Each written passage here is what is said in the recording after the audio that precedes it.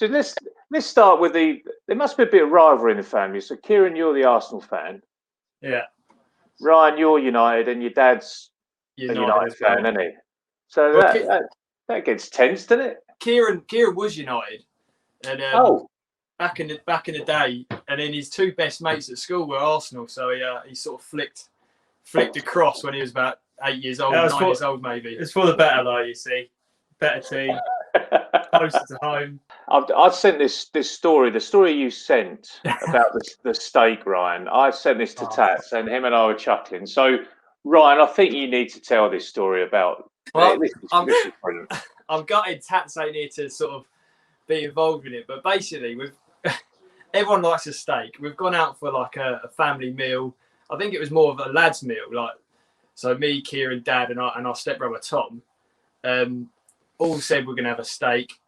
Gone ahead and started ordering around the table, and the woman's gone, how would you like it cooked? Obviously Kieran's just not listened to that part, and we've all said medium, and it's come round to Kieran, and rather than saying medium, he's just gone, I'll have a large one.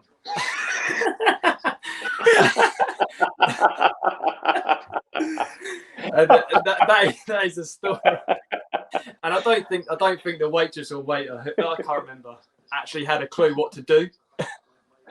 I think that was one of my first steaks I've ever had.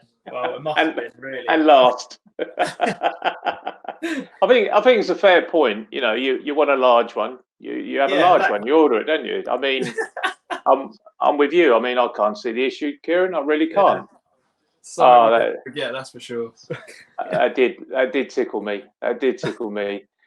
And then let's talk about timekeeping. Kieran, you and your dad, you sort of share a trait here with poor timekeeping, don't you? And I think there was a story from a few years ago.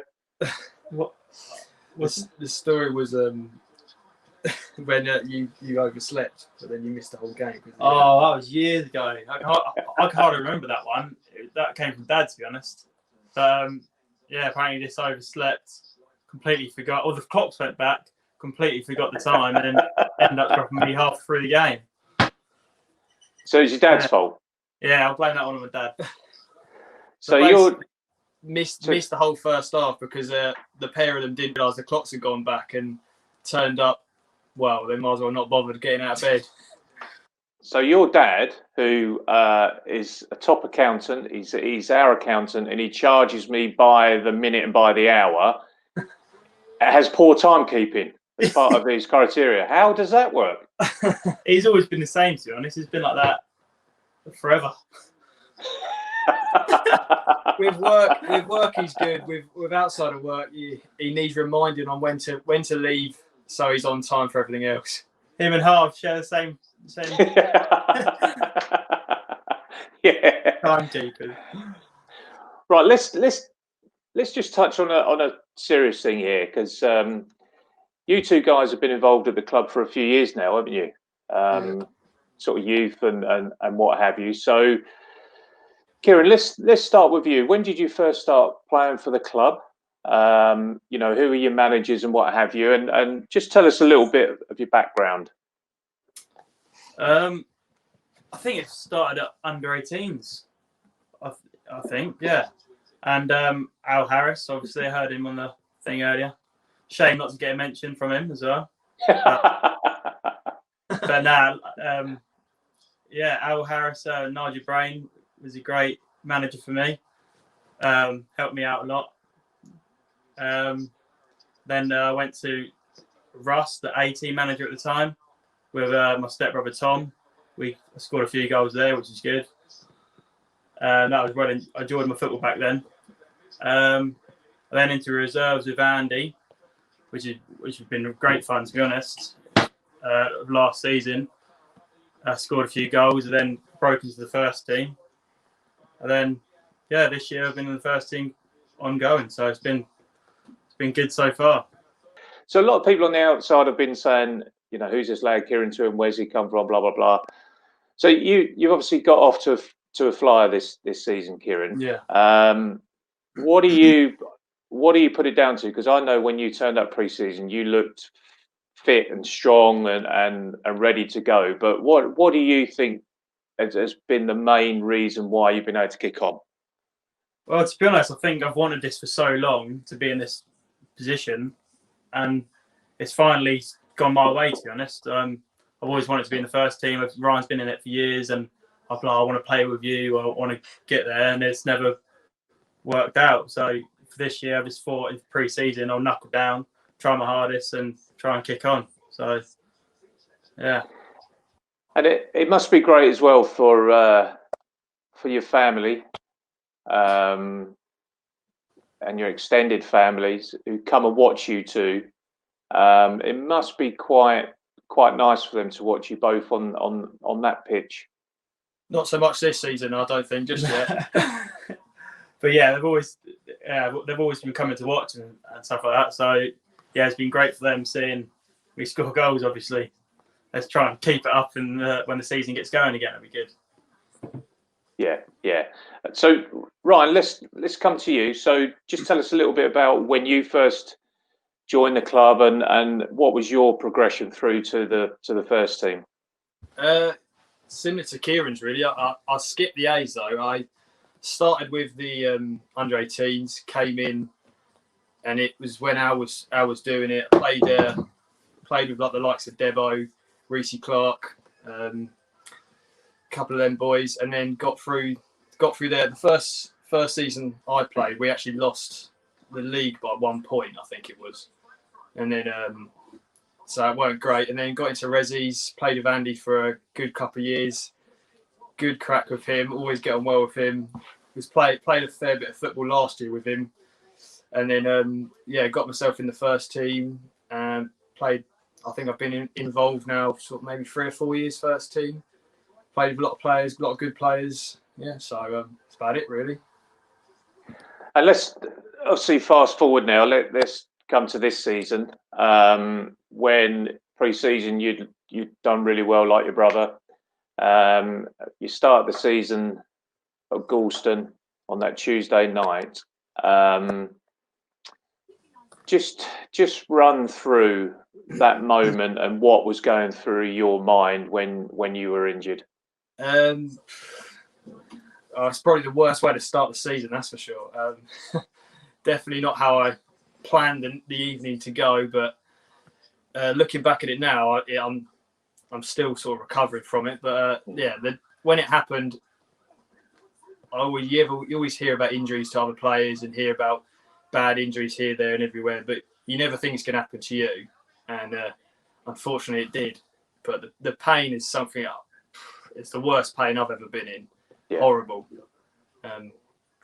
That's all I can say, really. Yeah, I think when it happened, and I've been involved in the game a long time, and as soon as you see reactions from both sets of players, you know there's a problem. You know there's a serious problem. And actually, when I then sort of came over, I thought you'd either broke your leg or done your cruciate because of the response from their players as well. And I thought they were good in their reaction, as in how they tried to try and comfort you as soon as they possibly could and what have you. And it was horrible. And it, in a strange kind of way, to hear that you hadn't broken your leg or you hadn't done your cruciate was a small relief to me. I should imagine it was for you. Yeah. But, you know, what I would say is, and I know I said something in the Bedford Press the other week, and I really, really meant it. I think the way in which you've handled it, your rehab, your determination to come back should be applauded. I think, you know, it's only a matter of time you will be back. You're probably one of the only few footballers who, whenever there's a lockdown, you're clapping because you're not missing many games. Well, I'll take. Yeah, it's been a 3 weeks so far. It's everyone else has sort of probably done a bit here and there, but I reckon I've probably worked more now than I was doing before when I was playing. Yeah. So hopefully I'll be back soon. I get up for work in the morning about 6:30, and Ryan's down there doing exercises, trying to kick on, and then I'll come back in the evening earlier than him, and he'll come in and get on the running machine and be doing stretches for his knee. So he's been working hard at it, to be honest. Yeah, and that's why you'll bounce back, and you'll probably bounce back stronger. Mentally, you will. I can tell you. Physically, you may well do as well. So, you keep up the good work, you'll get your just rewards, I can assure you. And, you'll be back in there, and we can hopefully get you both back in there alongside each other. You're both great. It's made it easier when I turn up and the boys are playing well, and it's actually enjoyable to watch. So at the end of the day, if they were losing every week, it'd be hard and it'd be harder to turn up and watch. But they're doing so well. Well, most of the games are doing well. It's enjoyable to watch them. So, and to still be involved in it all as well at the moment. Yeah, that's really nice what you've actually said there, Ryan. Because a lot of people would have probably had the opposite opinion of that and think, well, I'd rather turn up and watch them and they're struggling without me. But I think that's really sort of that says a lot about you as a person and as a character, bearing in mind that it must be frustrating for you. So fair play really. So Ryan, just touch on, obviously Kieran's just giving you a bit of a compliment there about how hard you're working to get back to your fitness. What would you like to say about Kieran and what he's probably achieved this season? Well, you can see we scored, 11 goals so far? Yeah. Top goal scorer in the league, I think he keeps on banging on about it. And it's still the same now. One thing is listening to people around him, which he never probably did before. So, and I think that's the difference between now and maybe when he played last year or the 3 or 4 seasons before. He's now listening. He's listening to yourself. I've tried to help him sort of say, look, do this, do that. He's listening to Trev Newman on the side, other players around him, and he's taken it on board, I think, and it's helped him a lot. Yeah. But he's having a great season. It's not all down to himself. It's down to the players around him as well. You've got the likes of, I don't know, Charlie, like Nurse coming in, everyone else sort of around helping him out. Jamie helping him out like his strike partner. So it's not just down to him; it's down to everyone, really. Yeah, no, it's a good point. I think everybody's pulling together, which is certainly making my job a lot smoother anyway. So, but no, both of you keep up with good work. Ryan, let's get you. Keep doing your rehab, and we'll get you back in there as soon as we possibly can. There's no doubt about that. So we're going to finish off with these questions. So I sent you questions about each other. 3 questions. Okay, so when the first one pops up on the screen, only one of you was sent that question. So there's your time to answer it. Right, you've got to try, if you can, to answer it in a 1-word answer. Charlie and Harvey struggled with 1 word. Yeah. So we'll give this a go. I'm not sure it's going to go down well for him, but basically, I've recently moved home. So within the last sort of month or so, I moved out a year ago. So I've moved home, and I come in, and I'm always in after him in the evening after work. And every single time I walk past the toilet, it stinks. No window open, no air freshener. And if I brave it and go in, it's never clean. It's always marked. I don't know what to say about that. So from moving home, that's one bad thing, I suppose. Yeah. Okay. Right. Let's move on to the next question. This one, Charlie really struggled with this one by the sounds of it. Well, he said we haven't trained much. Yeah, it's quite hard to do it in 1 word, though. I think I'd say fair as my word, but I'd say strong but fair if I had to give a couple more words. Oh, what's your favourite artist?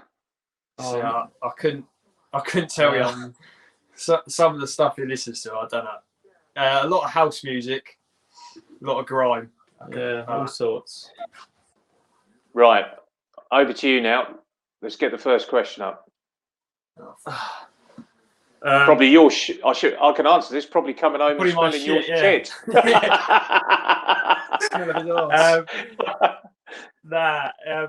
If he sees a wasp, he runs like a little girl. So yeah, wasps is what he's afraid of. Yeah, proper. Right, next. I'd say his is definitely like moaning at the ref. He's always got something to say to the ref. He's always flapping his arms about. And he needs to button it because they're not going to change their mind, are they? I'll try telling him, but needs to button it. You can't teach some people, can you? Right, next one. Oh, well, Harvey stole that one off me. I had Nursey written all over it. What with that tracksuit, the purple one? Yeah, that Teletubbies tracksuit. Yeah. And Any he others? wears a flat cap, and he's about 30. But other than that, I wouldn't necessarily say it's someone in the squad. I was thinking more of like careful. Someone we're actually talking to right now. You love a 3/4 length short. No one. Who'd you get that from? You love a 3/4 length. Who'd you get that from, Matt? No, you wear them to football. Something about Matt though. Matt was telling me though that you're looking forward to getting back to football because you've been helping out and you now know what a Hoover is. Oh, he's a funny lad, isn't he? Yeah, it's fair point. It's fair point. I didn't realise what it was till I saw it in the corner of the room for weeks. Right, some good answers there, guys. Some good laughs, good catch up. Keep up the good work, and you're great to have around the change rooms. And I know that your families, extended families, are extremely proud of you. So keep it going, and hopefully see you in a few days.